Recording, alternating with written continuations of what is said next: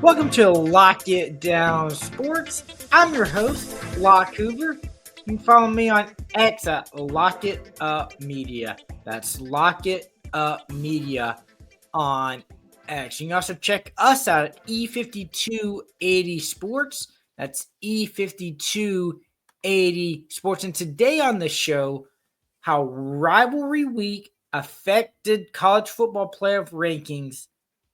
And Robert Manford's at it again, showing just how out of touch he is with Major League Baseball. But first, I want to get into this along lines of college football in the realm of college football. That is Tennessee Vanderbilt.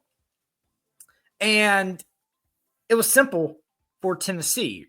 I mean, based on the previous week, how everything shook out, they were in the college football playoff field. All you gotta do is beat Vandy. Doesn't matter how pretty it is, doesn't matter how ugly it is. Wins matter. A dub's a dub.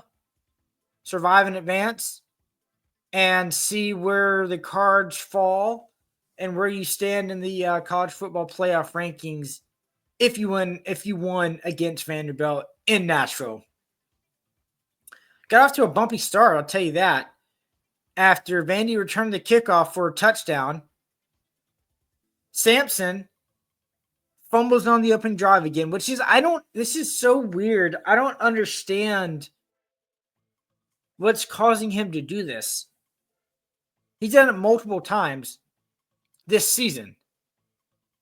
So he fumbles the Tennessee's opening drive. Vandy then turns around, scores a touchdown after that fumble to make it a quick 14-0. You're like, oh, all right, we might be in for a little bit of a dogfight here. And early on, it was a little bit of a dogfight, I would say. Tennessee needed to respond to the touchdown on their drive, and they did to make it 14-7. And that, I think, really helped Tennessee settle in. Early kick, I don't think they'd played a noon kickoff all year. Maybe an early non-conference game. Maybe like Kent State or UTC, that was a nooner. But that was a long time ago. And a lot was at stake. Vanderbilt was fired up. And that touchdown by Tennessee, I think it helped them settle in of okay, we gave up the short field touchdown on defense. There's 7, and then a kickoff return. There's your 14 right there. So a settling in process for Tennessee as it's 14-7 after the touchdown for the Vols. Moving on in the game, I liked what Tennessee did here. It was gutsy, it was risky, but how the game was, how the tone was set, I like Tennessee going forward on a 4th and 1 at their 45. Because Vandy had just hit a field goal to make it 17-7. And to me, my thought process with this move was, if you don't get it, you trust your defense because it's been strong all year. And I think another thing is, based on the momentum Vandy had, how the flow of the game was going at the time, I felt like you needed to score. Whether it was a field goal to make it 17-10. I was fine with it. They're usually able, you have Dylan Sampson, usually able to get a yard, or Nico on a scramble. So I liked it. I was okay with it, with how the game was, the flow of the game, and everything. Of course, they didn't get the first down, so back over to Vanderbilt with a short field. But like I said, you trust your defense. This is exactly what happened. The big interception in the end zone from Gerald McCoy. And my goodness, what a player, what a portal pickup he has been this entire year, not just this game out of Oregon State. Only a sophomore. So Tennessee have him for at least one more year. We'll see if he stays for senior year. But what he's done his junior year, sophomore year, impressive stuff. So it helped out the offense there, who once again stubbed their toe and couldn't convert on that fourth down. So we move to the second quarter. 14:37 left. Nico, deep ball. You're like, all right, finally you're going to get some of these deep balls connected. And it was underthrown to Deontay Thornton. Thornton was wide open. And of course, lo and behold, what does Nico do? He underthrows it because he's been basically overthrowing wide receivers all year on that deep drive. Yeah.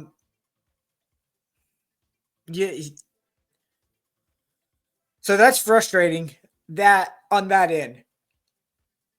And it was really Nico's only blemish really this game. Like he played well. He played well this game against Vandy and like the last few weeks really. The last probably 4 or 5 weeks of the season.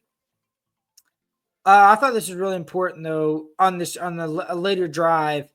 Tennessee's able to hit a 50-yard field goal. It's got it 17-14. 17-10. Vandy still in the lead. But then later in that second quarter, I think Tennessee really got going. So with 6:40 left, Tennessee started, like I said, getting it going. They were able to respond on a 10-yard slant route to Thornton, who took it to the house for 86 yards. Just like that, you blink, 17 all. 2:41 left before half. Big stand by the defense. That's forced Vandy to punt. And it's like, okay, you got plenty of time. 2:41. You need to score. I feel like you need to score before half.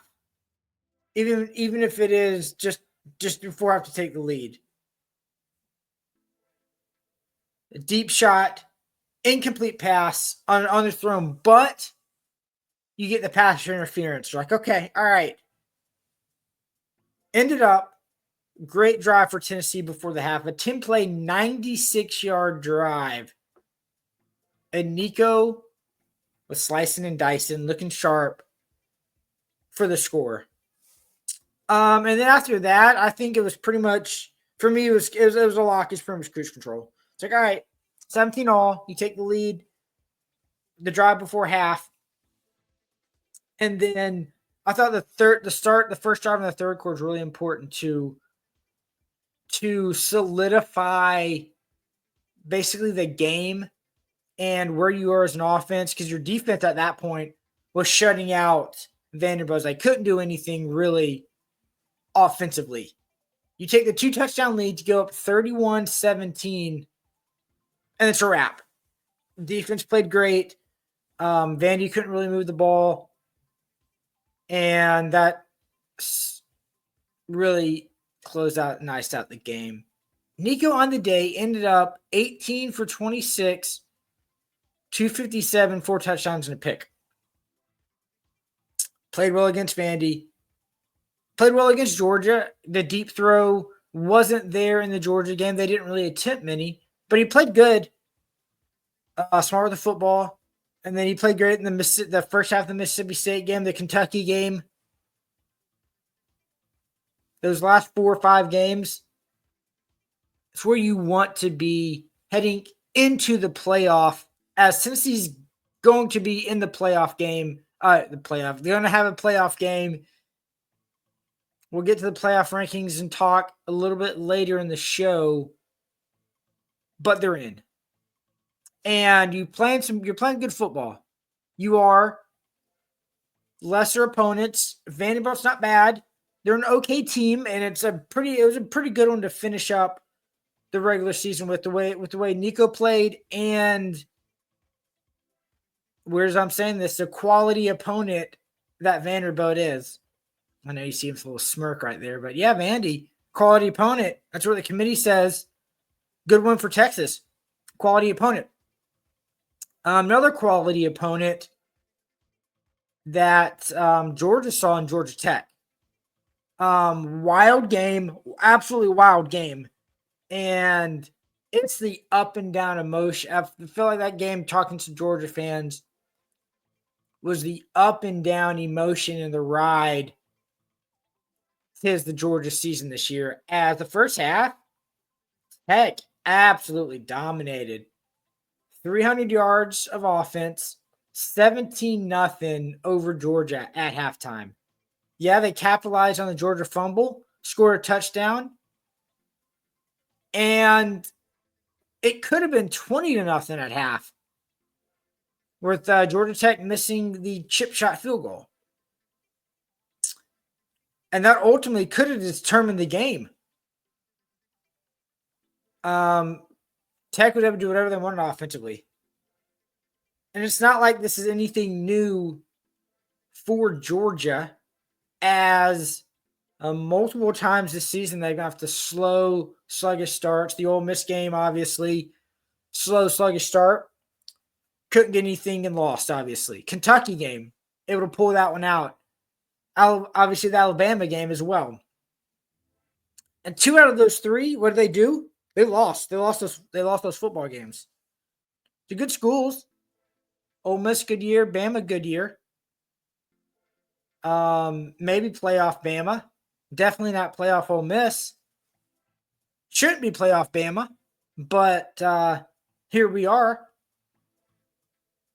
And Carson Beck played great. 297, 5 TDs, no picks. Claw them back into the football game to be able to get to overtime. And then the 8 overtime wild.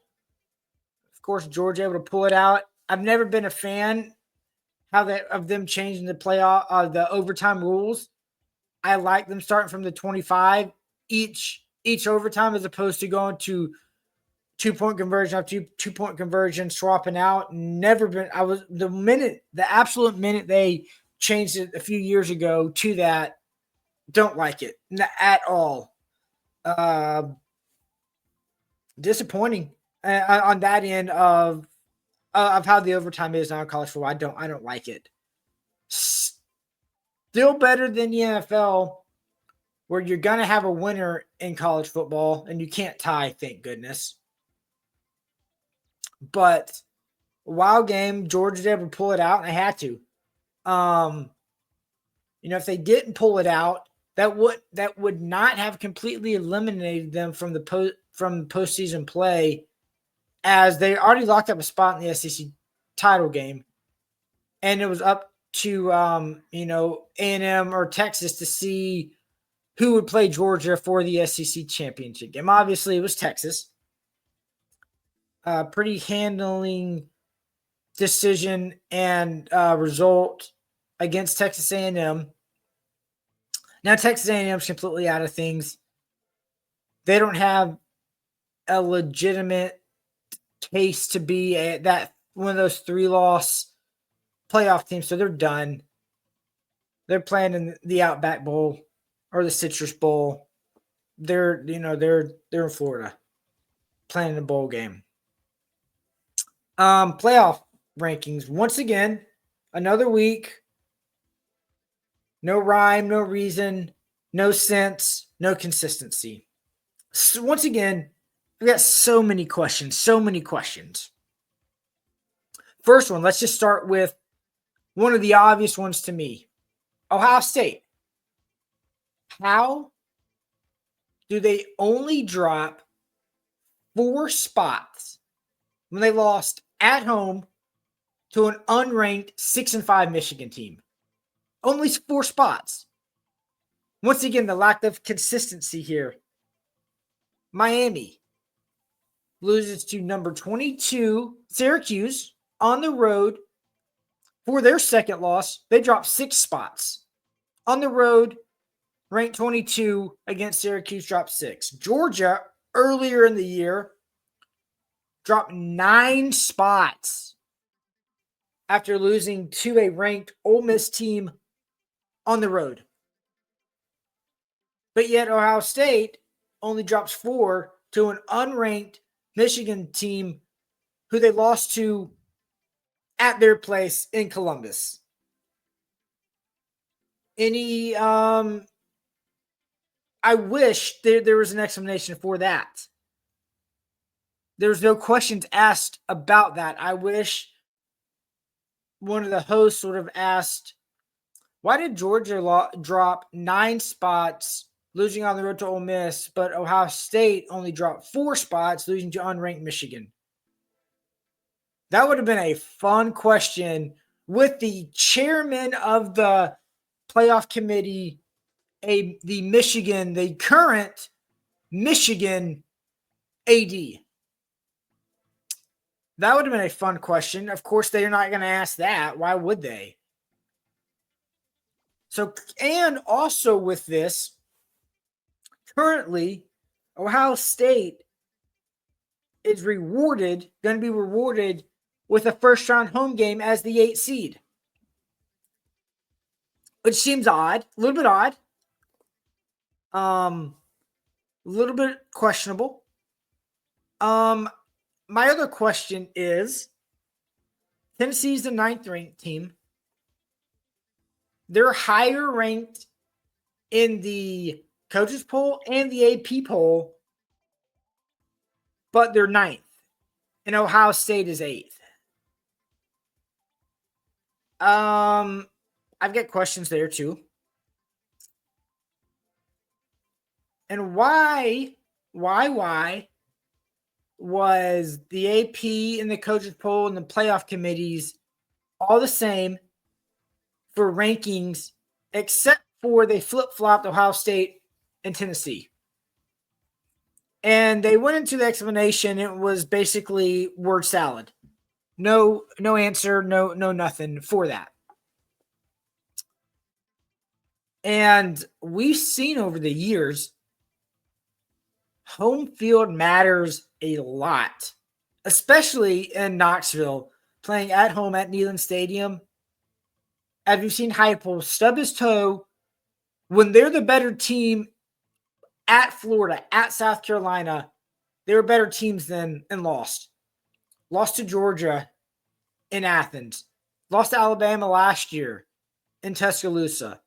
Lost to Arkansas this year in Fayetteville.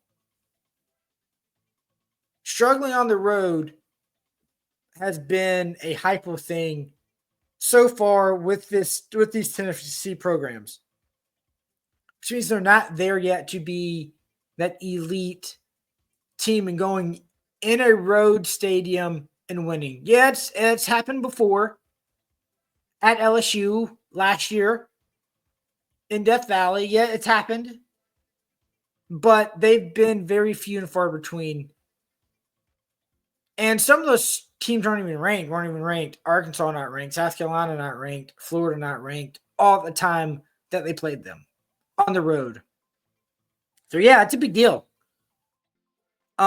And then other things I've got so much questions on when it comes to conference titles. What's it going to mean? I don't know. The committees told us, Jack, you know what? But then they also, speaking out of the other end of their mouths, were told that if you're not playing a title game in a conference title game, you cannot move. Why? Because they have nothing to evaluate you on, because they don't have any data points to view you with.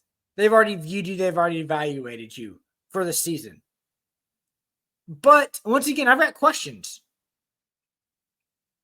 Again, what if Penn State loses to Oregon, okay? They lose to Oregon. That's their second. That's their second loss to a big team, to a ranked team. Lost to Oregon, obviously, conference title game. Ohio State. They lost to in the regular season head-to-head.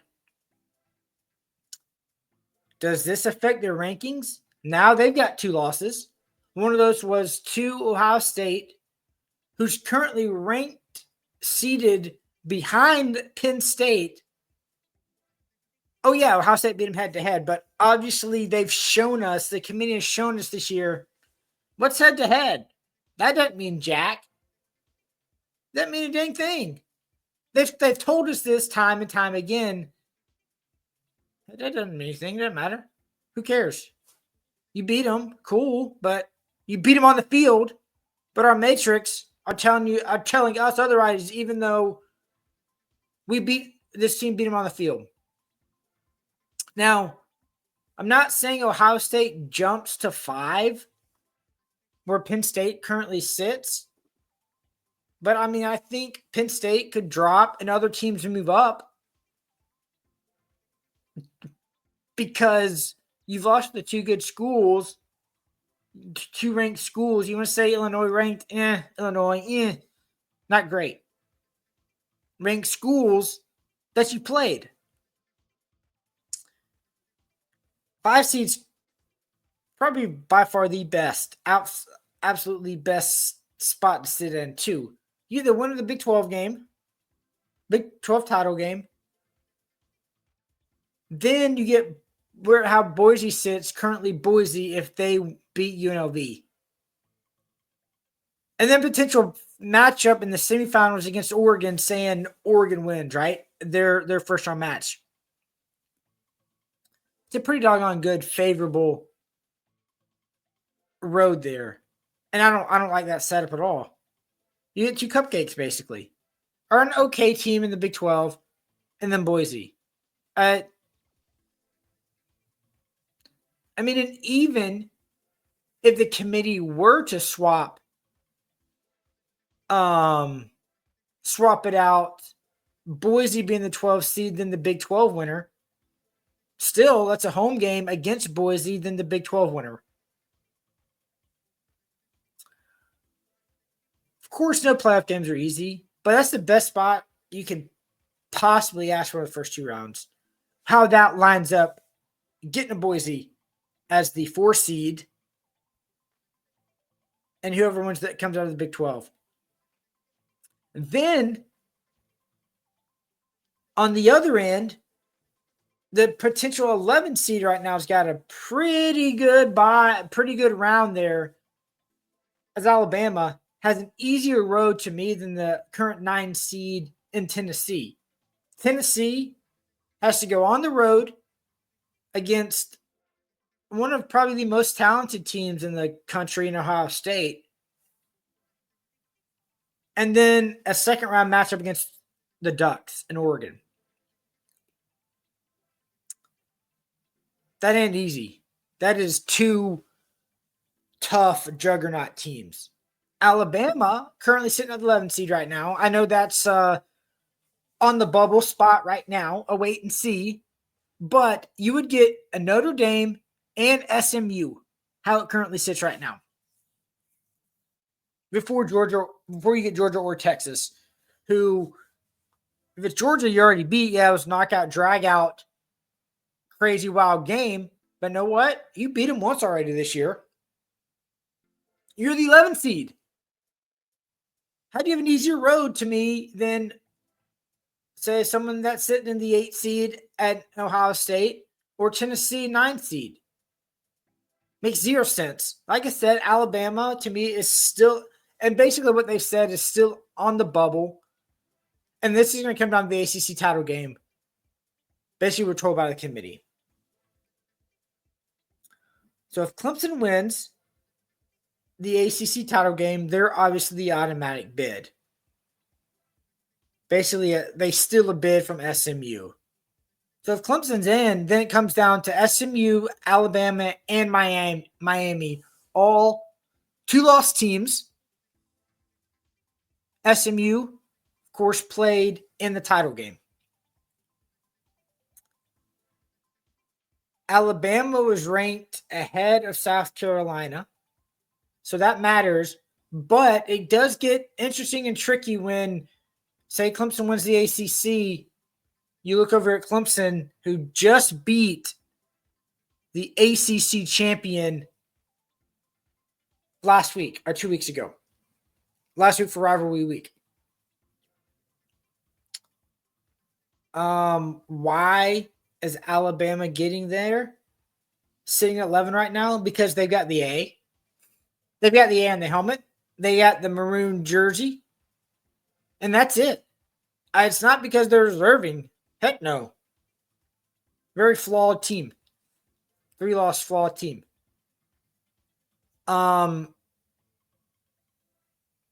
There's a reason Alabama's in front of South Carolina and Ole Miss. They're getting the benefit of the doubt because they're Alabama. That's it. And I'm wondering, I'm curious to see when that's going to die off. Because Alabama doesn't have the Nick Saban effect, the Nick Saban benefit of the doubt anymore. He's not there. I guess the committee's forgot that.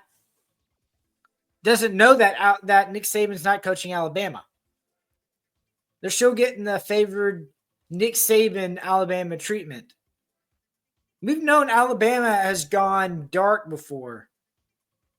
The stretch between Gene Stallings and Nick Saban, ask any Alabama fan. I know some. It was rough. It was dark. The Mike Price, the Don Shula, the Dennis Franchione. What was Alabama then? They were just a mediocre team in the SEC. They were, so what? Alabama. All right, we got Alabama this week. Okay, it's not scary, not daunting. It's like, all right, cool. Alabama. Let's go beat the brakes off of them, Nick Saban, of course, changed that. And Nick Saban's not there. They're still getting the benefit of the doubt of Nick Saban's aura to me. Now, also I want to know, what happened if Texas loses to Georgia? What happened with them? Where do they go? So that would be their second loss to Georgia. And they only have one ranked win. Texas A&M, who isn't even in the field, has never been even considered remotely to be in the playoff field. You're telling me that Texas still deserves a home game and falls to where they swapping Texas at? Georgia wins. They're going to get the bump. They're going to be one of the top 4 automatic teams that gets the bye. Georgia and Texas are both in. That's not a conversation. But where are they slotted? Tennessee could very easily have an argument to be above Texas. A lot of schools do. I mean, I don't think it'll happen because the committee doesn't want to make hard decisions. Because you look at the conversation right now, Tennessee beat someone who's in the playoff. That's Alabama. Who's Texas beat? That's in the playoffs. I'm waiting. I'm still here. See what I mean? Yeah, Texas A&M, they're good. They're solid. But they're 3 losses, and they're not getting in. They're not even really remotely being considered. See, but the committee's not – they're not doing that. They're not going to have that conversation. They don't want to have that conversation. As people have said, and it's very true, committee know what they want, the path of least resistance. The easiest decisions, the most basic decisions. They don't want to have to explain anything. They don't want to use logic. That's what they are. That's what the committee is, and we've seen it time in and time out. Especially this year with how much of a disaster it's been. So what's gonna happen these conference games, title games? Obviously, I don't know. Of course, to wait and see. I like Oregon in the game. I like Georgia in the game. Those are the two I like. Big 12, I can just flip a coin because that's how the league's been all year. ACC stuff too.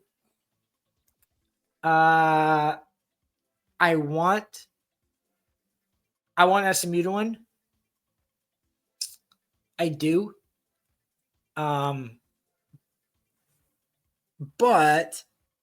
I would also like to see Alabama not get in. So I guess it's a wait and see, you know. So much to wait and see, and it's your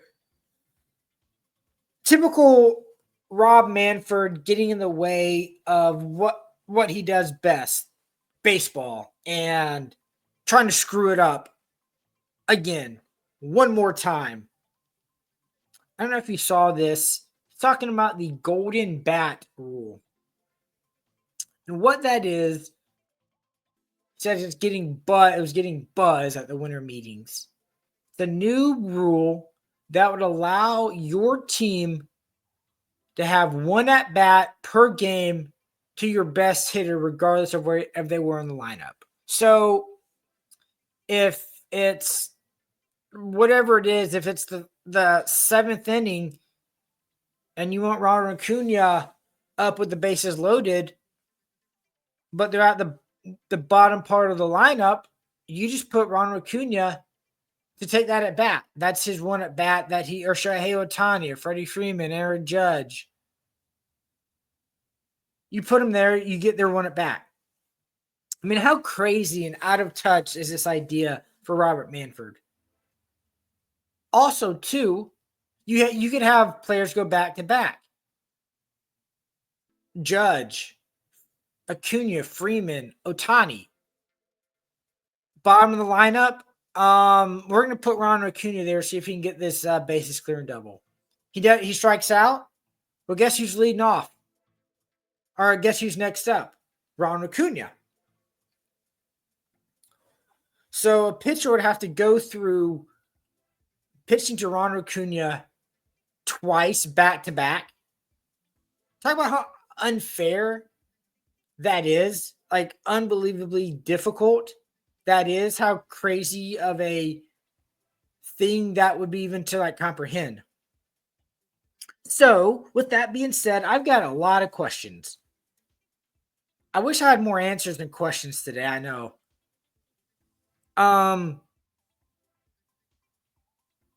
So can pitchers have a redo? So can the pitcher say, "Oh, I'm sorry, I gave the game tying home run or game tying hit. That really didn't count." I want to use my second attempt to get out of this bases loaded jam. Can I use that mulligan? Am I allowed to? Or would it be,